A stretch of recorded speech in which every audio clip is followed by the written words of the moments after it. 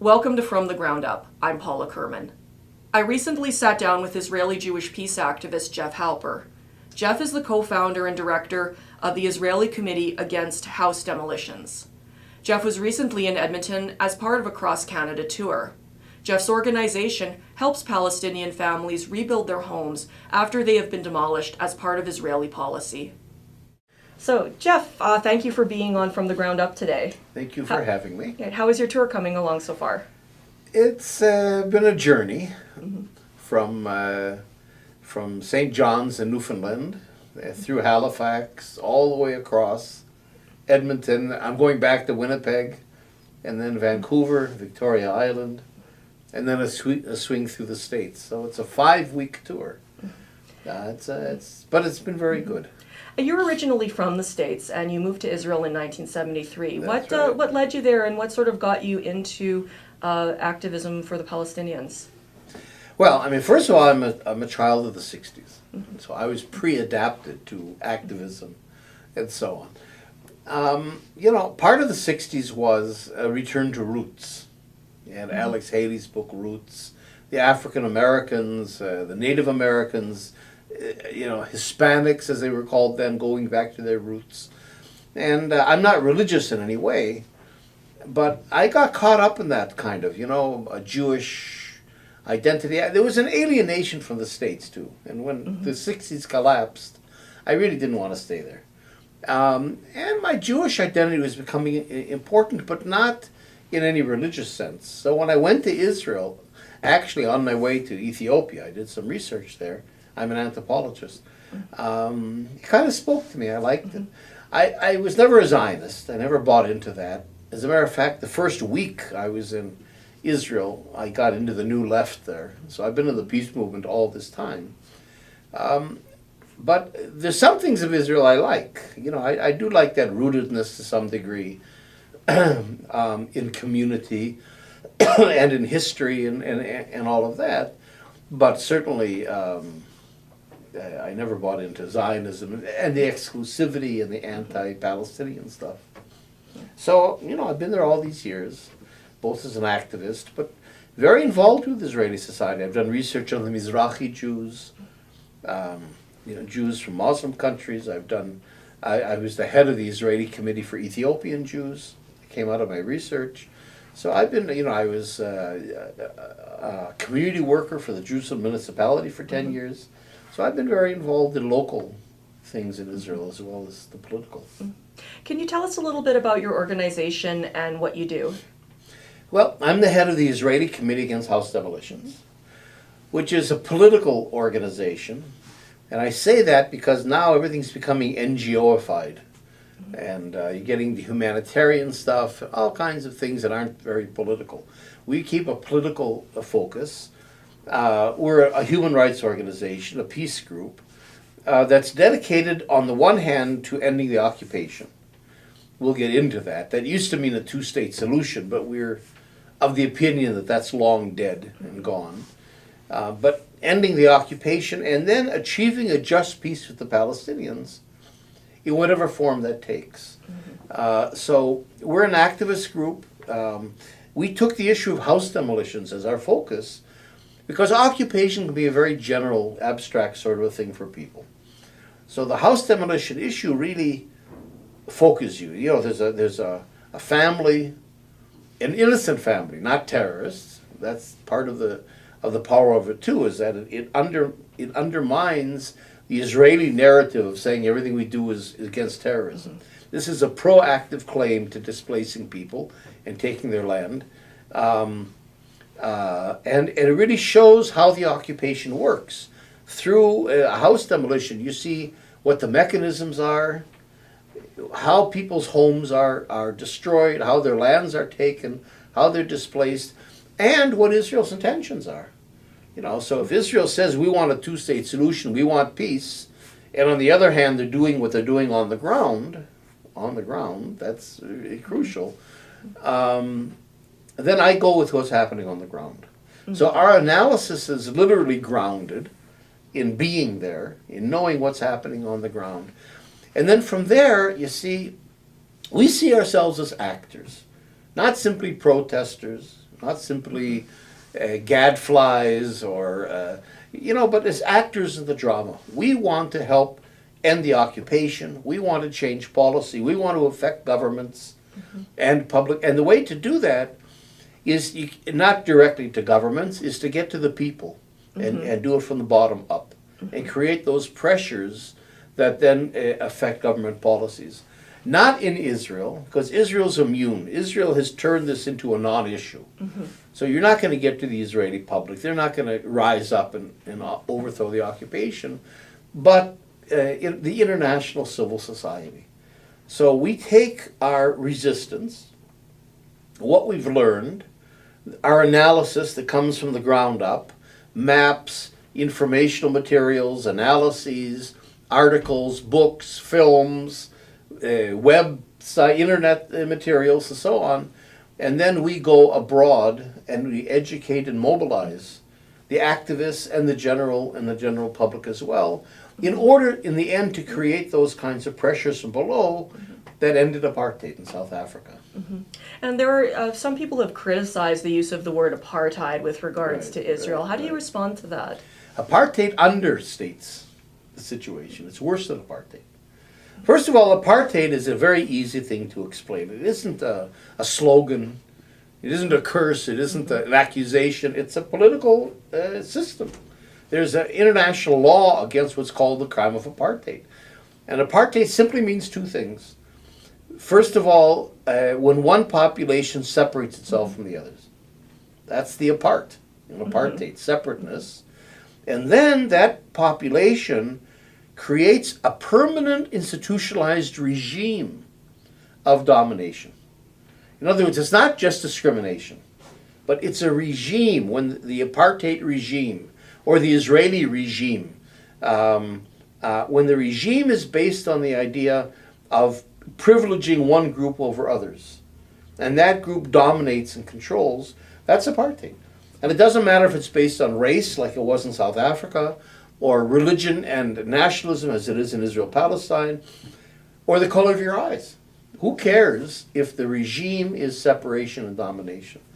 But we're arguing, I write about this, I won't get into the whole thing, but that there's actually a situation worse than apartheid. And that's what's called warehousing, which is a concept that comes out of the American prison system, where basically you're simply imprisoned. I mean, in South Africa, it's hard to say a good thing about apartheid. But at least in apartheid, there was the idea there was an idea of separate development, is the way they put it. But there was an idea that there was a Bantustan, there is another people, it was all racist and dominating, but there was that acknowledgement, at least, that the other existed. In Israel, you don't have that. In Israel, there's no Palestinians, they have no national rights, they have no civil rights, they have no claims to the land. They're inmates, like in a prison. So they're warehoused like you would warehouse prisoners.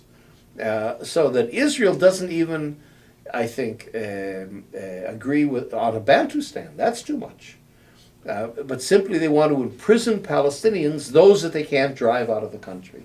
So in a sense, it not only is apartheid accurate, but like I said, it understates the case. And I would even go on to talk about warehousing.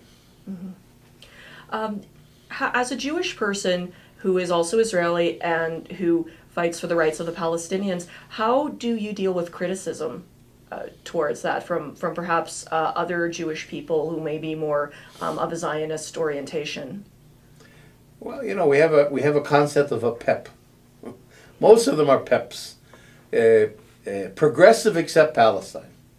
So here you have a Jewish community in Canada, in the U.S., and the diaspora in general, that overall is very liberal, that really takes its self-definition in a way, and its spirit, I would even say, from the prophets. The vast majority of Jews are not religious, and they're secular, and they're liberal, and they're white.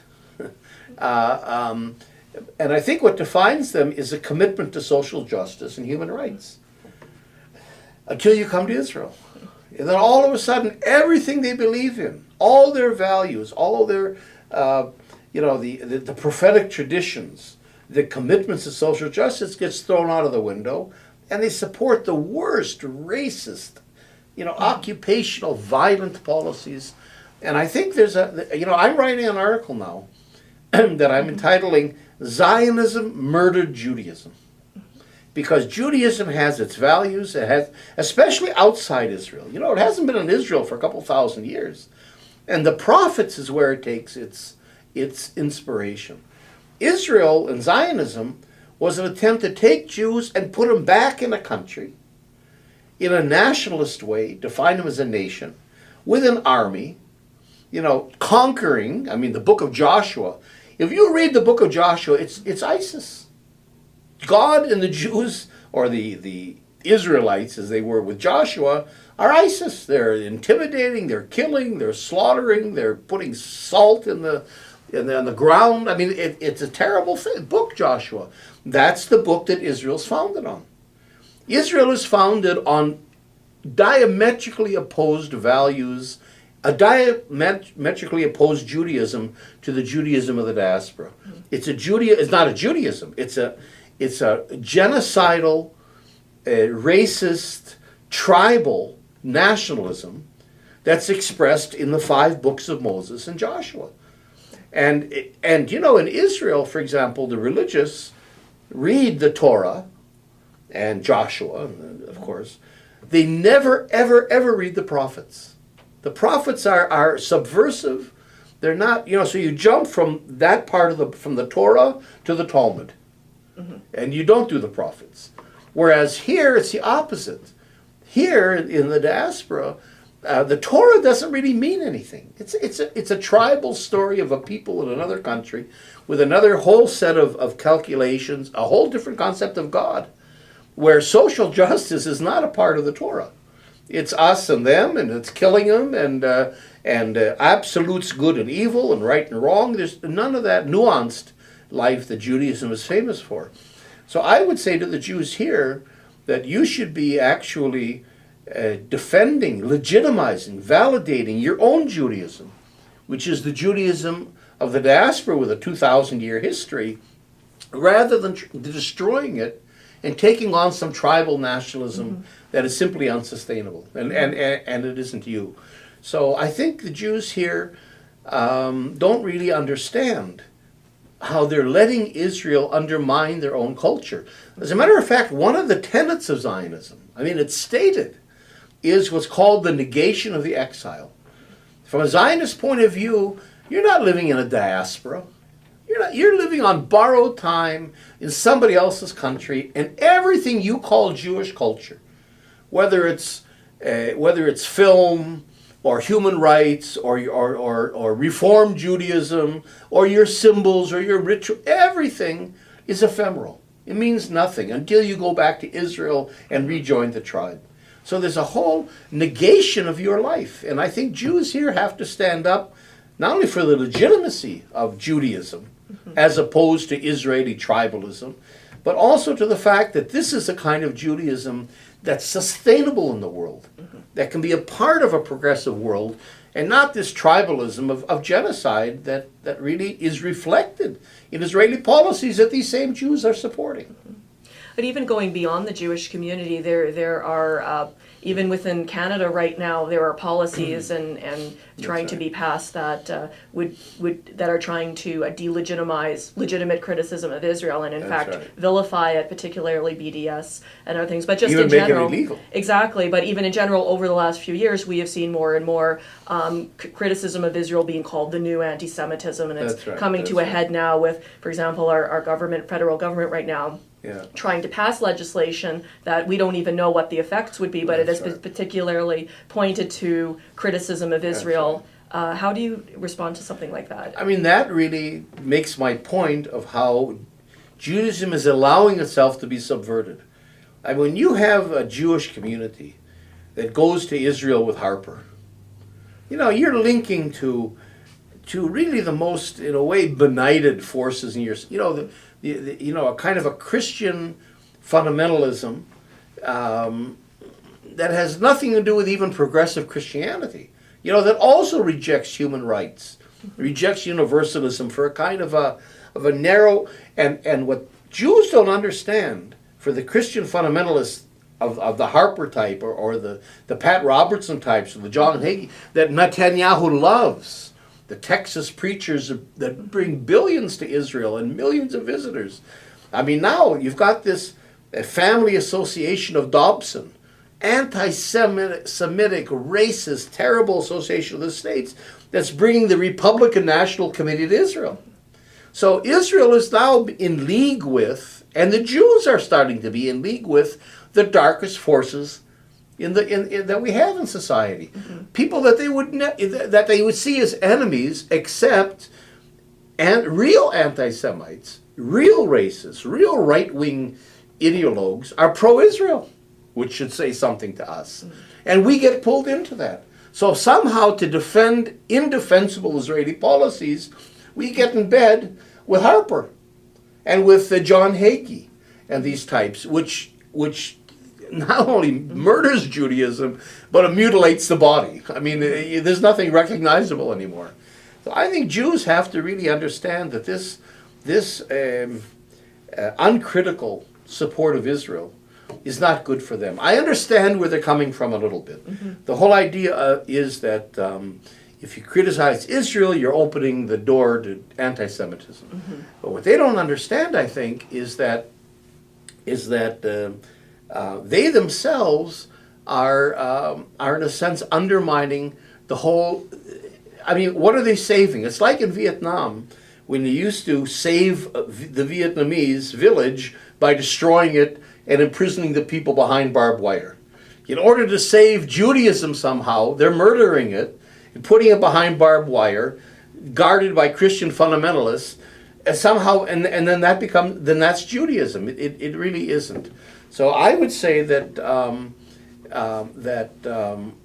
you have to be careful not to turn yourself into your own worst image. Your own. Everything that you oppose. And I think they have to distance themselves from Israel. You can't let Netanyahu stand up in the UN and say, I in Israel represent the Jewish people. I attacked Gaza in the name of the Jewish people. And he's confusing Jewish and Israeli. They're not the same thing. You're not an Israeli. He's never asked Jews if they're willing to be represented by Israel. And then, so the Jews, what the Jews have to do abroad is to say, no, not in my name. You don't represent us. Then they could make a legitimate claim to saying, look, if you're confusing us with Israeli policies, that's anti-Semitism. You're putting us all in one thing. You're making Israel represent us, and you're holding us like the attack in Paris.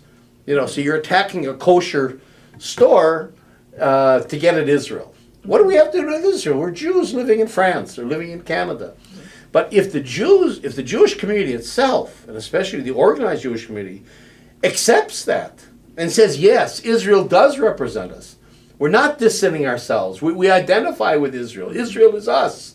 All right. Then you've made your bed. You go lie in it. Then don't expect people not to confuse Judaism and Israel. So if you are a Jew and you really think there are values of Judaism that you want to uphold, you can't. You've got to say to Israel, I wish you all the best, but you are a foreign country. Your policies are abhorrent to me as a Jew. And I don't want you, and no, you do not represent me. And to make that clear, you can't have it both ways. Right. Something you discussed in your talk last night that was also quite concerning Israel and Canada was how there are Israeli training policies and policies that are actually coming into use in police forces, in security in Canada and in other countries as well. Can you elaborate on that a little bit? Well, I'm writing a book about that now. And that is that it's not only that Israel has become a terrible place for Palestinians and for human rights and so on, but it's exporting the occupation. This is something I think that we have to understand, that Israel has really joined the global military-industrial complex with both hands. So that if you look at the occupation, it's hard to explain why Israel didn't agree to the two-state solution. Two-state solution would have resolved this 27 years ago, in 1988, When Arafat formally accepted the two-state solution, that's a solution that Canada accepts, the US accepts, the international community accepts, the Arab League accepts. And it's a super pro-Israeli solution. Here, in the two-state solution, Israel gets peace, security, integration into the region, and 78% of the country. And the Israelis are going to be a minority in that country. So a minority population gets 78% of the land. And peace, and I mean, you want a better deal than that? I can't explain why Israel didn't grab that with both hands. We could have been 25 years into peace by now, except for the military. If you look at the occupied territories, not as the land of Israel, not as Judea and Samaria, but as a laboratory, as a resource. You know, the military homeland security industry is $1.5 trillion a year industry. And Israel's inserting itself right in the center, doing all kinds of joint development military programs with Europe and the US and NATO. Economically, the ability to develop weapons and tactics and security devices that they then export to Canada is a tremendous resource, economically, but also in terms of what I call security politics. If Israel didn't have the occupation, think about it, it would be New Zealand. It'd be some little country somewhere, nice to visit. It would not be an associate of NATO. It would not be the fourth largest nuclear power in the world. It wouldn't be a strategic ally of the United States. It would be a nice little country. But that's not Israel's image of itself. Israel wants the money of militarism. It wants the clout, the political clout that comes with being an ally of the United States and of Europe and all of that. So that, in a sense, its occupation is not only a resource, but it's an integral part of the superpower, the regional hegemon that Israel imagines itself to be. Completely the opposite of anything Jews would ever expect of a Jewish country. You know, we've talked about this for years, that Israel, instead of Athens, has become Sparta. It's Sparta, but exporting the occupation. So here in Canada, for example, in 2006, your Minister of Public Safety, Stockwell Day, signed what's called the Canada-Israel Public Safety Agreement. Public safety is internal. It invites Israel, with all the militarism and the security devices and everything tested and perfected on the Palestinians, to come into Canada and secure your prisons, secure your borders, train your police, secure your cities with all kinds of surveillance, your airports. In other words, Israel's exporting the occupation and you're importing it. So that I think that explains much more why Israel won't give up the occupation than settlements or the land of Israel or all of that. And it just Israel is at the center of the global capitalist, global north military industrial complex. And then the question is, now you as a Jewish community, that's who you're linking your culture to, your religion to, your lives to, is that? You know, I think people have to really understand that Israel's gone completely off the tracks.